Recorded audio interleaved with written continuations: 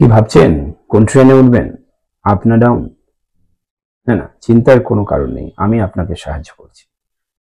দেখুন, ব্যাপারটা একদম সহজ। একবার বুঝতে পারলেই আর কোনো সমস্যা হবে না। সে আপনি নিজের শহরেই থাকুন না অন্য কোনো শহরে।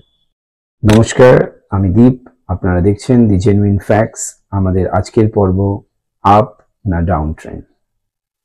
ইংরেজিতে আমরা আপ ও ডাউন শব্দটি পারস্পরিক উচ্চতা বা রিলেটিভ হাইট বোঝানোর জন্য ব্যবহার করে থাকি। স্বাভাবিক অবস্থায় কোনো একটি স্থানের তুলনায় অপর একটি স্থানের ভূমির উচ্চতা যদি গড় সমুদ্রতলের সাপেক্ষে বেশি হয় তাহলে আমরা আপ শব্দটি ব্যবহার করি এবং বিপরীত অবস্থায় ডাউন শব্দটি ব্যবহার হয়।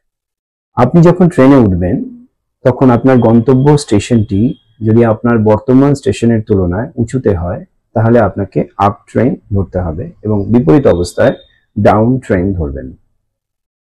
কি ব্যাপারটা এখনো জটিল লাগছে? আসুন একটি উদাহরণ দিয়ে বিষয়টিকে সহজ করে বলি। ধরুন আপনি শিয়ালদা থেকে কৃষ্ণনগর যাবেন। যেহেতু শিয়ালদহের তুলনায় কৃষ্ণনগরের উচ্চতা বেশি তাই আপনাকে আপ ট্রেন ধরতে হবে।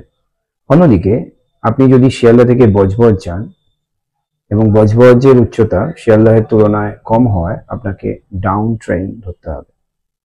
অন্যভাবে বলা যায়, ভারতের উত্তরে সুউচ্চ হিমালয় পর্বত এবং দক্ষিণে সমুদ্র, তাই আপনি উত্তরে যাত্রা করলে সচরাচর আপনাকে আপ ট্রেন ধরতে হবে এবং দক্ষিণে যাত্রা করলে আপনাকে ডাউন ট্রেন ধরতে হবে।